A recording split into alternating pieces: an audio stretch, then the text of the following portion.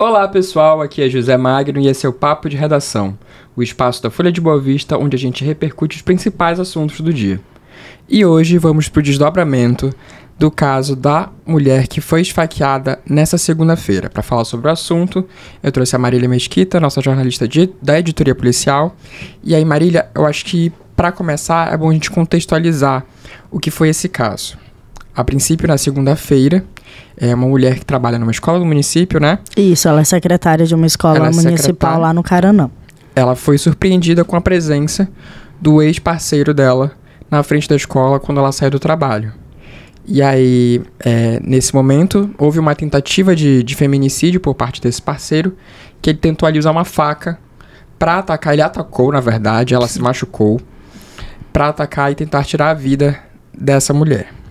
No momento que estava acontecendo, os populares filmaram, né? A mulher machucada, ela acionou a patrulha Marília da Penha e o cara fugiu. Só que assim, até a gente apurar isso e até a gente ter mais notícias sobre isso, existe um trabalho da Folha envolvido de investigação. E aí, ontem à tarde, quase no fim da tarde, a gente publicou uma matéria mostrando vídeos, as imagens do agressor comprando a faca que foi utilizada no crime no dia anterior, né? Isso. Oi, José. Oi para você que está nos assistindo e nos ouvindo, nos acompanhando aqui o nosso papo de redação. Isso mesmo. Esse caso, ele foi bem complexo, tanto para a gente apurar quanto para noticiá-lo, porque o que tudo indica é que esse caso, esse crime, ele foi premeditado pelo Emiliano Machado do Nascimento, de 34 anos, que segue foragido. Então, o que tudo indica é que esse crime ele foi premeditado e ele comprou a faca no domingo, em um mercado que tem lá no bairro Caranã, que é próximo ao local onde aconteceu o crime.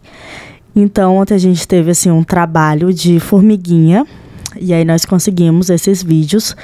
E assim, é um caso assim, muito chocante, que chocou mesmo aqui a cidade. É um assunto que está super falado aqui em Boa Vista, todo mundo comentando, tentando entender como foi que aconteceu, onde é que está esse homem. Então, assim, é um caso muito, muito triste, né, da gente noticiar, principalmente da forma como foi, a forma como ele atacou a ex-mulher, o vídeo, né, que gravaram no momento que ele estava cometendo o crime. Então, assim, assistir aquele vídeo são momentos de muito terror mesmo, assim, que a gente assiste e fica muito, muito arrasada. E aí, já voltar para Marília, pra gente falar dos desdobramentos dessa notícia. Porque circularam os vídeos pelas redes sociais e as pessoas meio que já estavam cientes da situação. E aí, nós, como jornalistas, temos o dever de ir além para informar a população. E foi isso que a Marília fez ontem. Havia essa desconfiança de que o crime seria premeditado. Vou explicar como foi que a gente chegou até melhor. O fato dele ter comprado a faca no domingo. Como que nós descobrimos isso? Começou a circular nas redes sociais o vídeo dele esfaqueando a vítima. E aí começou a circular nas redes sociais. Já tinha um vídeo e tinha uma foto da faca e de uma arma de choque elétrico que ele também utilizou nesse crime. E aí eu peguei a foto da faca e da arma de choque. Nossa, verdade, eu lembro. E aí a gente ficou olhando, eu falei assim, essa faca aqui, ela é nova. E ela tinha ainda uma etiqueta de preço. Gente, isso aqui é total mercado. Trabalho de investigação. E aí eu dei um zoom na foto e aí eu vi o valor. Eu falei assim, essa faca foi R$24. E aí todo mundo aqui na redação até ficou assim, como que tu sabe disso? Falei assim, porque tá na etiqueta. E o nome da loja foi... E aí eu fui tentando, porque a qualidade também não era muito boa. E eu falei assim, o mercado é o mercado tal. E aí, eu sei qual é esse mercado. E aí eu fui pra internet, no Google, para pesquisar se realmente, assim, tinha algum mercado com esse nome, qual era a localização, enfim. E aí nós chegamos até... Pronto, descobrimos qual é o mercado. Quando nós estávamos indo para esse mercado, que fica lá no bairro Caranã, nós vimos uma viatura da Guarda Municipal em frente a uma escola municipal. E aí a gente ficou, será que foi aqui? mas, né, vamos perguntar. Aí eu parei, perguntei da guarnição se era naquela escola, eles falaram que não e informaram qual era a escola correta. Aí nós fomos lá para a escola e como tinha nos vídeos, né, tinha o muro e tudo mais, aí nós fomos lá na residência de onde foi gravado o vídeo e aí nós conversamos com as moradoras lá da casa que relataram pra gente como foi que aconteceu o crime. Então elas informaram que o Emiliano, ele estava em um carro de cor preta, estacionado já fazia um certo tempo. E quando a vítima chegou no veículo dela, ele desceu desse carro e foi em direção ao carro da vítima. O carro que ele estava fugiu. Então a gente não sabe se ele estava com o motorista de aplicativo, se ele teve ajuda de algum amigo, de algum familiar. Isso a polícia ainda está investigando. Então, a gente conversou ali com as moradoras que passaram todas as informações e eu até falei para elas assim, a faca foi comprada no mercado tal. E elas até se surpreenderam, tipo assim, como é que você sabe? Eu falei assim, eu sei, não, eu sei. E aí, quando eu cheguei lá no mercado, eu me identifiquei e aí eu peguei e falei, olha, esse homem, mostrei a foto do Emiliano para a caixa e ela falou, sim, a faca foi comprada aqui.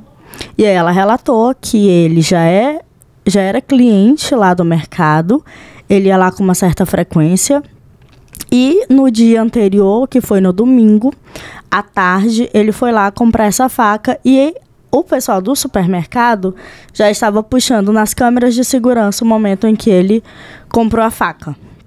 Então fui lá, conversei com a gerente, muita gente boa, muito solícita, e ela me enviou os vídeos.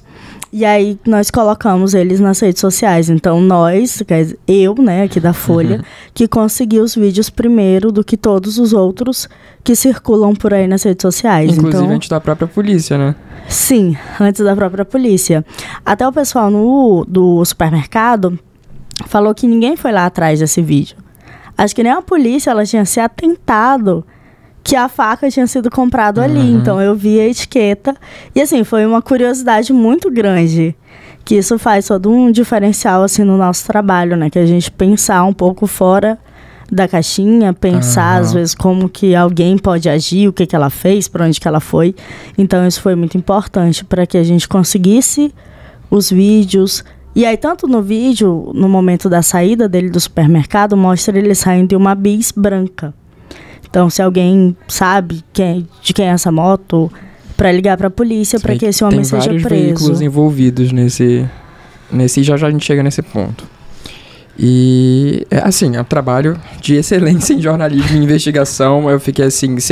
Eu estava aqui no momento que você saiu para procurar as imagens e no momento que você voltou, você já voltou, era quase tarde.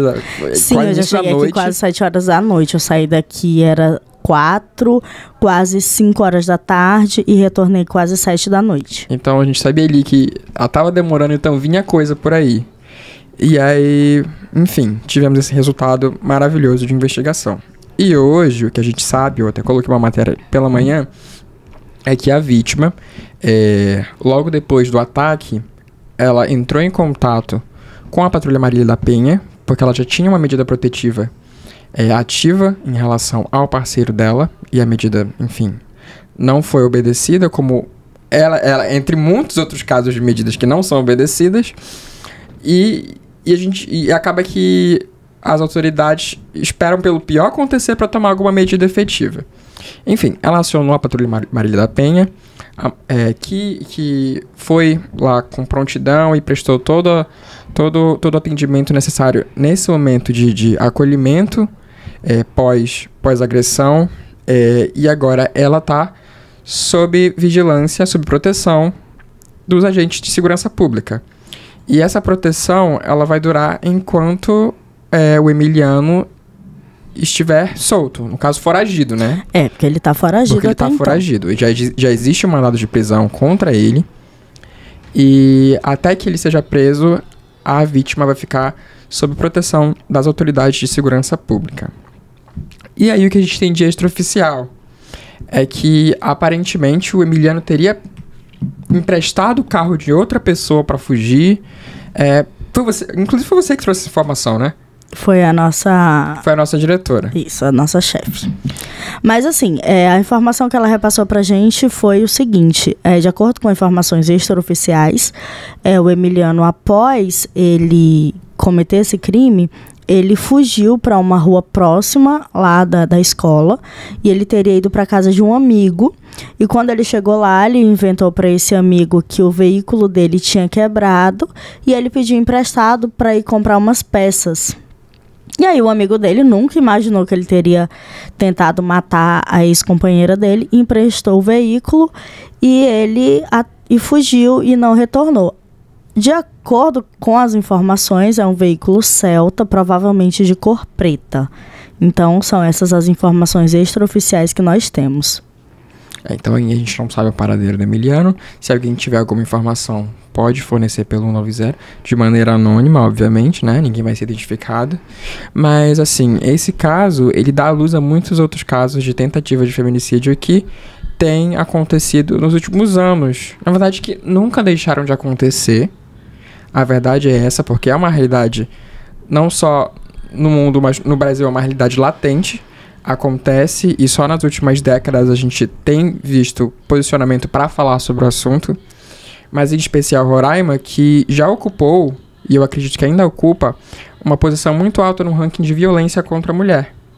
A região norte, ela tá sempre em destaque aí por esses crimes contra as mulheres. E ontem a gente estava conversando aqui na redação, a Gabi, que é outra repórter, ela fez uma pesquisa e aí apareceu que por mês, cerca de 100 mulheres são assassinadas no Brasil. Isso dá aí cerca de 3 a 4 mulheres por dia que são mortas principalmente pelos seus companheiros ou ex-companheiros. Então aqui no caso do Emiliano, graças a Deus que essa vítima, essa mulher, ela não morreu. Ela teve ferimentos apenas nas mãos, ela teve cortes profundos na mão. E ela foi para o HGR, recebeu todo o atendimento, em seguida ela foi liberada. Então, assim, uma moradora lá que nós ouvimos ontem, ela falou com essas palavras. Se Deus existe, ele estava ali naquele carro mais cedo. Os anjos estavam com aquela mulher, porque ela não ter morrido só pode ter sido Deus. Ela falou com essas palavras, porque a cena que eles presenciaram e a cena que a gente vê no vídeo é muito feio. E a gente imagina que realmente, assim, aquela mulher, ela não ter morrido, não ter sido esfaqueada em outra parte do corpo, realmente é algo pra gente agradecer mesmo e louvar, porque é uma cena, assim, muito feia. E ouvir o relato também é muito doído, entendeu? Porque eu, como mulher... saber que uma outra mulher, ela foi vítima de feminicídio, ela foi agredida, ela podia ter sido morta por uma pessoa que ela confiou a vida dela, então isso é muito complicado, porque qualquer uma de nós estamos sujeita a esse tipo de crime pelo simples fato da gente ser mulher. E você percebe como existe essa questão da crueldade, né? O cara foi com uma faca, ele foi com uma arma de choque, ele estava bem decidido em relação ao que ele queria fazer. E ele comprou uma faca. Ele comprou uma faca. Tipo assim, o fato dele ter comprado uma faca, isso já diz muita coisa. Por quê? Uma discussão onde as pessoas, elas brigam, elas entram em luta corporal e alguém pega uma faca, um pedaço de madeira e desfere contra alguém, é uma coisa. Tipo, agiu no momento da emoção, da raiva, do descontrole. Agora, outra coisa, é um dia anterior, você pegar uma moto, você ir no mercado, você ir no material de utensílios, ele procura... Ele procura, é nítido que ele tá procurando uma faca. Ele pega a faca, ele olha a faca, ele tipo, bota a ponta dela no dedo assim. E ele pega uma faca, espera ela, aí no outro dia, ele espera ela chegar no trabalho pra fazer tudo isso. Isso não foi uma coisa de momento. Não foi. Isso foi algo premeditado e que deixa a situação ainda mais grave contra ele. Então é importante, é necessário que esse homem ele seja preso o mais rápido possível. Porque o que ele cometeu é aterrorizante, é crime, e aí ele vai responder por vários crimes, além do feminicídio, porque ele teve aí a descumprimento da medida protetiva, provavelmente ele tenha furtado esse carro, então assim, espero que ele seja preso o mais rápido possível. E assim, não é o primeiro caso de tentativa de feminicídio que a gente noticia. Há alguns meses teve o caso da moça, acho que é da terapeuta, né? Eu acho que ela era fisioterapeuta e aí o ex-marido arrastou ela pelo cabelo. Já tem uns meses, se eu não me engano foi no começo do ano. Isso. E esses dois entre milhares de casos que a gente noticia aqui, infelizmente a gente noticia com muita frequência e a situação parece que não muda. E a gente vê que os esforços das autoridades às vezes não estão sendo suficientes, ou às vezes nem tem. A gente percebe que existe um descaso, ainda existe um descaso em relação a esse tipo de violência, e é uma coisa que não basta a gente noticiar e torcer para que não aconteça, a gente tem que lutar contra isso. E querendo ou não, é uma questão estrutural, toda essa questão de essa relação de posse que o homem tem sobre a mulher, o machismo, a misoginia, são todas construções sociais que levaram séculos para se construir e que infelizmente não vão levar muito tempo para serem desconstruídas. Até lá a gente tem que combater isso com o rigor da lei e penalizar aqueles que foram responsáveis por essas agressões. E mais um agravante no caso aí do Emiliano, que uma coisa que eu esqueci de falar, que as moradoras, elas relataram também que pessoas lá do local de trabalho da vítima falaram que ele não aceitava o fim do relacionamento. Então, ela já vinha tentando romper esse relacionamento, porém, ele não aceitava. Então, ele ficava perseguindo a vítima, ficava entrando em contato com ela, perseguindo, fazendo ligações. Então, assim, não aceitava o fim do relacionamento e estava fazendo um inferno na vida dela.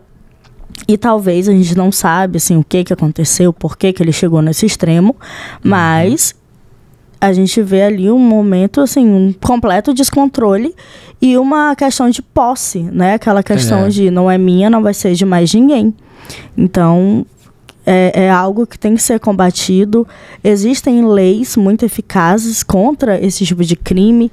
As autoridades, elas realizam campanhas em alusão a esses crimes. Mês passado a gente estava aí no combate, era o mês de combate à violência contra a mulher, mas mesmo assim os homens, eles insistem em ser criminosos, em ter a mulher como uma propriedade e não aceitam, assim, não respeitam. Então é muito difícil ser mulher no Brasil. E eu tava dando uma olhada nos comentários dessa publicação, porque sempre a gente coloca no site e vai para as redes sociais. E os nossos seguidores, eles são muito presentes. Presentes até demais às vezes. Não, continuem presentes. Continuem presentes.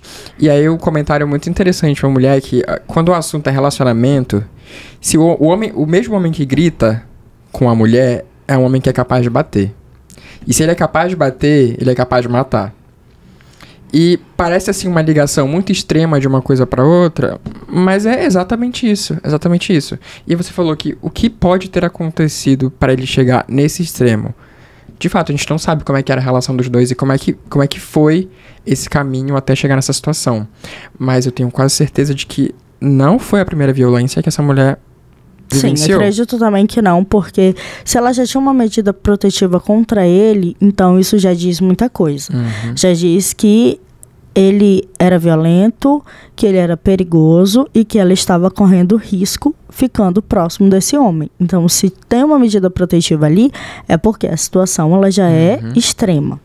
Então, com certeza, já era um relacionamento abusivo. E quando as pessoas falam, relacionamento abusivo, não é aquele homem que chega e fala, grita, que ele fala, não quero que use isso, não quero que faça isso. Não, são coisas sutis, são coisas pequenas. São coisas sutis que o homem, às vezes, ele chega e fala, ai, não usa essa roupa, usa essa que eu não gosto. São coisas sutis que, às vezes, a mulher ela vai entrando no relacionamento, vai se afundando e ela não percebe. Ela não percebe. E o homem, às vezes, também, ele vai falando, aquela sua amiga ali eu não gosto. Porque talvez aquela amiga que o seu companheiro não gosta é a amiga que te alerta sobre ele ser possessivo, ser tóxico. Então, são coisas assim que quando tiver nesses relacionamentos precisam mesmo, essas vítimas, né, essas mulheres, elas precisam de ajuda. E tem um outro fator também que a vítima, quando ela está em um relacionamento abusivo, ela não tem um apoio. Às vezes ela não tem o apoio da família, dos amigos, e aí tudo isso torna muito pior, porque às vezes ela está se relacionando ali com uma pessoa, e as pessoas falam, ele não presta, e aí a mulher continua no relacionamento, e aí no fim ela vê que realmente ele não presta mesmo, só que ela não tem um apoio de ninguém, e aí é nesse momento que essas mulheres, elas precisam sim da rede de apoio. Tipo assim, é tipo aqueles memes. Minha amiga tá com um cara que não presta, mas eu vou apoiar. Minha amiga quer terminar, vou apoiar. Minha amiga quer namorar, vou apoiar. Porque uma rede de apoio, ela é muito importante para que essa vítima, ela consiga se reerguer e sair desse fundo do poço, para que a gente não chegue aí nesses extremos de mulher que é agredida, que é morta, enfim, esse tipo de coisa tem que ser combatido mesmo. E também, eu acho que também tem uma questão na dificuldade de sair desse relacionamento, e aí eu falo também de relacionamentos a longo prazo, de casamentos, de noivados, porque, querendo ou não, existe uma pressão e uma expectativa em cima da mulher de ter um relacionamento duradouro, de se casar, de construir uma família. E o que a gente vê é que historicamente, se você olhar para trás, na história da sua família, na história da família de alguém que você conheça, sempre vai ter uma mãe, ou uma avó, ou uma bisavó que muitas vezes estava num relacionamento que não era saudável, mas que se manteve firme e forte porque aquilo ali era a família. E a consequência disso é que com o tempo passando, as gerações anteriores que não tinham o olho muito aberto para isso e que sofriam, normalizaram a agressão física, normalizaram a agressão verbal, normalizaram a violência patrimonial, que é quando o marido assume todo o controle financeiro da vida da esposa, deixando ela totalmente dependente dele, que é um tipo de violência também, é a manipulação. Tudo isso, com as décadas, foi normalizado, e quando as gerações anteriores presenciam cenas como a gente vê hoje, parece que não causa tanto impacto. Porque na época deles, me bateu, não faz nada não, ele vai mudar. É tranquilo, isso é coisa de homem bate mesmo. E a gente vê gerações anteriores que estão adoecidas por conta dessa normalização. Gente, não é normal alguém gritar com você numa relação, não é normal alguém bater numa relação. Eu acho que a questão não é sobre, mas vai destruir a família se separar o casamento. Antes de destruir a família do que sua vida. Quando a gente fala de que isso é estrutural, é justamente isso, que é a avó da mãe, da mãe, não sei quem, não sei que lá, que chegamos aonde chegamos. Então, quando a gente fala de estrutural, é justamente isso, as gerações passadas que foram vivendo isso e até chegar onde nós estamos hoje. É justamente combater isso. Por quê? Isso não é o certo, isso não é certo. O homem agredir a mulher. O homem ele não é mais do que a mulher e nem a mulher é mais do que o homem. Não existe isso. Parem com essas coisas. E essas questões é justamente isso da mulher. Aí o povo fala assim, mas bate, mas não deixa faltar nada em casa. Ele é assim, mas não deixa faltar nada. Ele é um bom pai, ele é um bom não sei o quê. Não existe isso. Não existe, porque aí uma mulher sofre, os filhos vivendo nesse ambiente de violência doméstica sofrem também, porque vê a mãe sendo maltratada e aí gera todo um tumulto. Por quê? O filho vê a mãe sendo maltratada, aí o filho passa a não respeitar o pai, passa até a agredir o pai, E aí, cadê a família? Os pais estão casados, mas ninguém se fala, o filho odeia o pai às vezes odeia o filho, porque o filho não respeita. Então, é toda uma questão que ela tem que ser analisada e combatida. Então, por isso que hoje, as gerações de hoje, elas já têm uma consciência maior sobre essas violências, que isso é errado. E aí fica aquelas questões de pessoas que sofreram por isso, elas terem que sair dessas situações e abrir a mente para que outras gerações não passem por isso. Então, por isso que a gente fala que é estrutural e tem que ser combatido, porque foi como a gente falou uma vez. Às vezes esse homem, ele viu o pai dele agredindo a mãe. E esse pai viu o pai agredir a mãe, então assim, a família toda cresceu e foi normalizando. Então, esses homens, eles também precisam ser ouvidos. Eu sou muito a favor disso, tipo assim, porque esse homem, ele também precisa de tratamento para que ele entenda que isso é errado e ele passe para gerações futuras que isso é errado, para que essas gerações não cometam esse tipo de crime.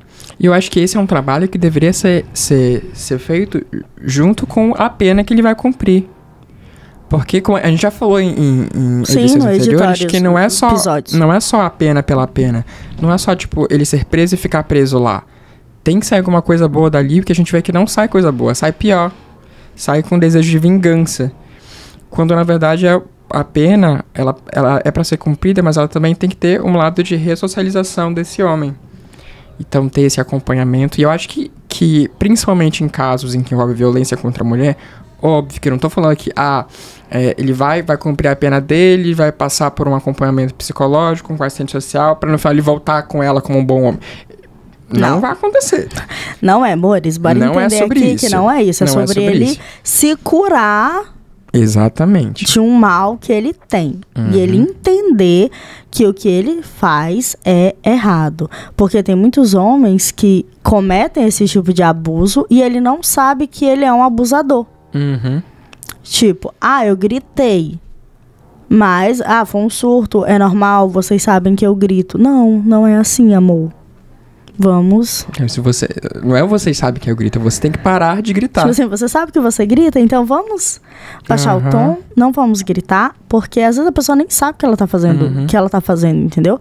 Porque ela já chegou, ela já cresceu nesse ambiente, ela viu todo mundo fazendo isso, então, como assim não é normal todo mundo gritar? Na minha casa todo mundo gritava. Exatamente. E, vocês não gritam aqui? Então, por isso que tem que ser algo que tem que ser combatido. Então, é por isso também que a família, ela tem que ser uma família... Por isso que tem projetos que acompanham a família. Porque a família, ela é a base de tudo, né? A gente não fala, minha base.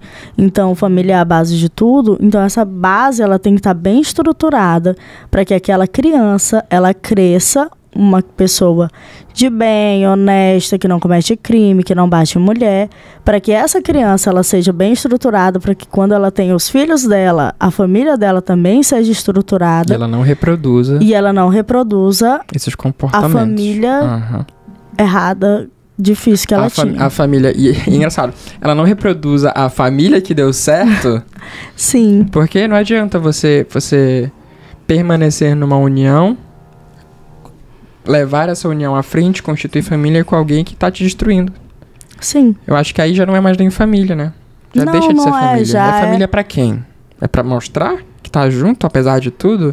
Eu acho que existe também uma romantização, e isso é dos antigos também. Sim, existe uma romantização de tudo. Existe de tudo que é ruim, eles romantizam. Sim. Eu ia falar isso. Existe uma romantização daquilo que não faz bem. Sim, a gente vê antigamente no casamento que os casamentos, eles não eram por amor. Tipo, conheci um boy... Eram relações comerciais. Tipo assim, conheci um boy, gostei... Não é assim que funciona. Você vai casar com o seu menino, que o seu menino é filho do seu ciclano, que tem terras, tem o comércio. Você não vai casar com esse pobre. Você não gosta dele. Goste do transação. Homem assim. E aí lá vai a pobre coitada da menina casar com seu menino porque ele tem condições. E aí ela não queria casar com esse cara, foi obrigada, e aí casou. Aí vem a outra pressão. E os filhos? Aí tem o primeiro filho. Mas e o segundo? E o terceiro? E o quinto filho?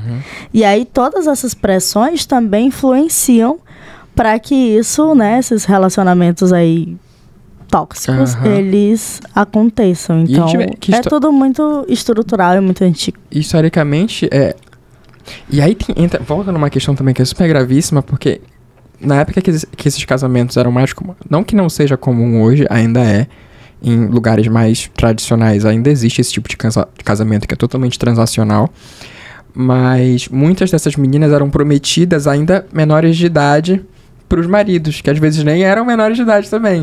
Já eram velhos, já eram caras assim maduros. E também tem essa questão. E já estar prometida para alguém e ela já entrar numa relação que ela não tá muito bem, já tendo que sofrendo a pressão de ser mãe, e às vezes ser mãe menor de idade. E tinha também uma questão de ser virgem. E aí são diversas reflexões que não cabe aqui nesse espaço a gente dizer o que é certo e o que é errado em relação a valores. Mas fica para vocês a reflexão, essas várias reflexões sobre os diversos assuntos que a gente falou aqui. Essa onda de crimes contra as mulheres que não para. E, assim, por mais que as autoridades estejam agindo dentro do possível, a gente não vê uma esperança concreta no fim do túnel. Mas a gente deixa a reflexão para vocês. E aqui a gente se despede de mais um Papo de Redação. Para finalizar, e essas reflexões assim, que a gente faz aqui, faz pensar um pouco como nós chegamos até hoje. Assim, a gente começa a pensar como era antigamente, por que certas coisas acontecem, pra gente pensar assim, por que certas coisas acontecem hoje, por que elas não deveriam acontecer. Então, é importante que a gente tenha esses pensamentos para que nós mesmos, né, nós se moldemos para que a gente vá construindo um mundinho melhor, mais agradável de se viver. Pensando assim, se eu tô vendo ali uma mulher que ela está vivendo um relacionamento abusivo, eu tô vendo que é tóxico, não custa nada, às vezes a gente dá um toque. Tipo assim, miga, vem cá, tô vendo aqui que talvez isso não seja legal, porque a vítima que tá nesse relacionamento, ela nem sabe que ela tá no relacionamento abusivo. Então, é isso. Se alguém viu Emiliano Machado Nascimento por aí, ligue para a polícia através do 190, porque esse homem ele tem que ser preso por esse crime brutal que ele cometeu aí contra essa mulher. E é isso, até a próxima. Até a próxima, e se vocês quiserem conferir mais sobre essa notícia em questão e outras notícias que marcaram o dia e a história de Roraima, acessem folhabv.com.br e até a próxima.